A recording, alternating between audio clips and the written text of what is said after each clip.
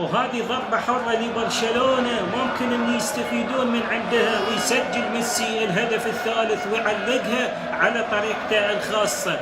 هذا إليسون بيكر، خايف إليسون، وهذا ميسي ناوي انه يسجل، وميسي يضرب الكرة. الله،